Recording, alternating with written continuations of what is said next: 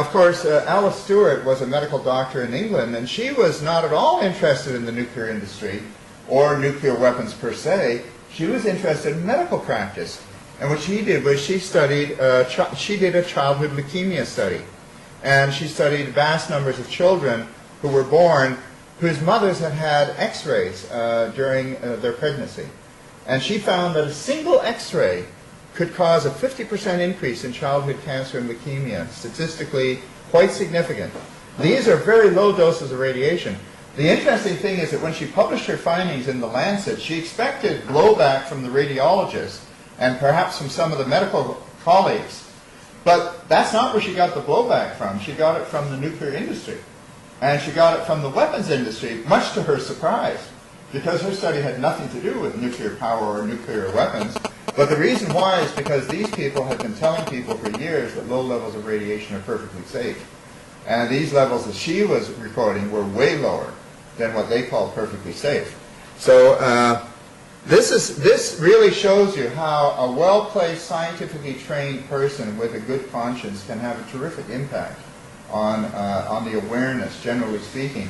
I've studied this rather intensively, and I find that down through, from the very beginning of the nuclear age, it's been not people in the nuclear field, but people who are medically trained outside the nuclear field who have revealed the various dangers from radiation. So that what we know about the dangers of radiation almost invariably come from medical people who had no part in the nuclear industry, but just happened to notice what was going on. Rosalie Patel is another such example. Of course, her original work was, again, really related to X-rays and cancers triggered by X-rays. Later, of course, by the way, there's a big celebration today in Toronto for Rosalie Patel, the anniversary of her International Institute of Concern for Public Health. So she is an inspiration to all of us. But do not, for one moment, underestimate the importance of a medically or scientifically trained person who can simply look into things like this and explain them and popularize them and let people know what the truth is.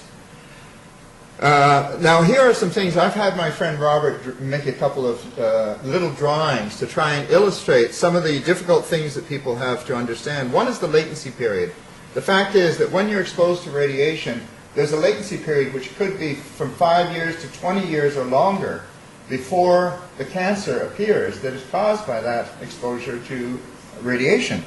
And so what we have here is a little population of people. We're going to be using these next week in the Serpent River Indian Band, the First Nation, because they have asked us to come up there and give a workshop to them and to explain the basics of radiation. So this is the first time these drawings have been seen here. Here's a band of human beings surrounded by their natural environment.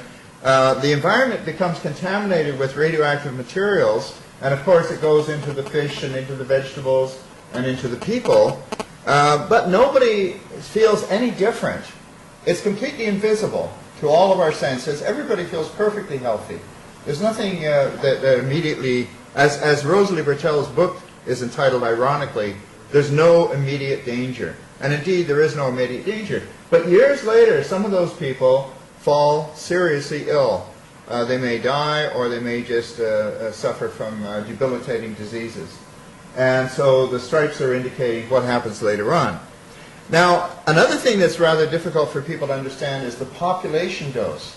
The fact is that the effect of a given radiation dose depends upon how many people are exposed to it.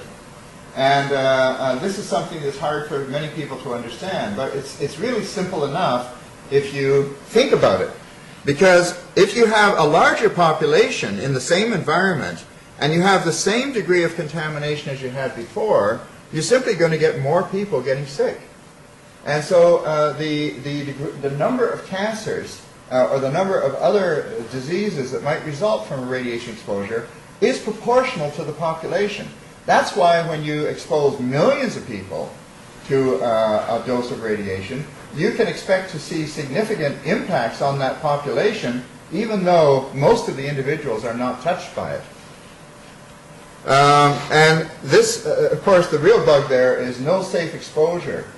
John Goffman, when he did his studies, he reached the conclusion that there's absolutely no reason to there's no evidence that there's any safe exposure. As a matter of fact, it may be that as the doses get lower, the impact actually increases rather than decreases per unit dose. Not overall, but per unit dose. And this drawing tries to illustrate that by means of simply realizing that the damage is done at the cellular level. So it's not the humans who are actually being damaged initially, it's the cells. And if you look at the human population, it's just a collection of cells. It's like an ocean of cells. And some of those cells are damaged in such a way that they become, let's say, cancer cells. And those cancer cells are randomly distributed through the population of cells, and you may be just one of the unlucky people who happens to contain the cell that turns into a cancer cell. It could be just as well your next door neighbor, but it could also be you. So this is why this is the explanation of why there's no safe dose of radiation. Just like there can be a single pathogen which can be lethal because it reproduces itself. Similarly, these cancer cells, of course, once being initiated, they proliferate through the process of natural biological cell division and spreading through the body. So they become fatal eventually. Now, alpha radiation is something which, again, many people don't particularly know about because it is particularly pertinent to uranium mining, which we have a lot of here in Canada. It's not so much related to the explosion of atomic bombs. Most of the radiation from an atomic bomb is initially neutron radiation and gamma radiation, although there is residual alpha radiation as well, which is the unfissioned plutonium and the unfissioned uranium. The thing is, I don't know if all of this is particularly pertinent, but I'll just mention to you that the reason why Canada was involved in the atomic bomb project was because of this lake. That's Great Bear Lake. And in the 20s, around 1930 actually, around 1930 there was a discovery of an ore deposit on this lake, across the lake, at Port Radium. That's where Port Radium facilities began. This is an archival photograph of the Port Radium operation in the days when they were mining for radium. Now, the native people who lived up there, the Dene, were hired to carry sacks of radium concentrates on their backs. And sometimes these sacks would break open and they would be drenched with powder.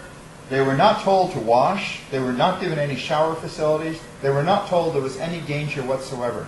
For all they knew, they could have been sacks of flour. And this is the barge. It's called the Radium Gilbert. And they would put those sacks on that barge, and then they would actually cross the lake. It took about 8 hours to cross the lake, and they would lie on the sacks as they were crossing the lake. And then on the other side, they would unload them again. They were never told that these sacks were dangerous. These are some of the sacks left over from those times. That's one of the Dene men. Bob photographed him standing on this abutment where those sacks are left. Some of the women in the village use those sacks because, it's prudent to recycle things.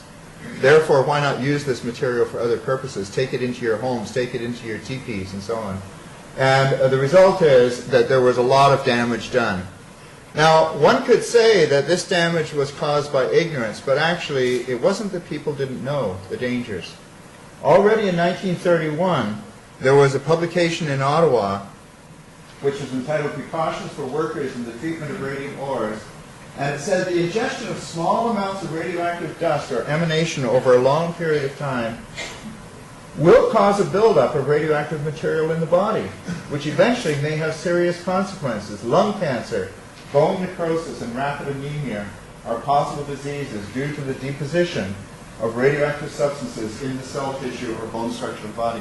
So in 1931, this was already well known. But this information was never communicated to the Dene people, nor was it communicated to the miners. Because why? This was written for the workers in Ottawa.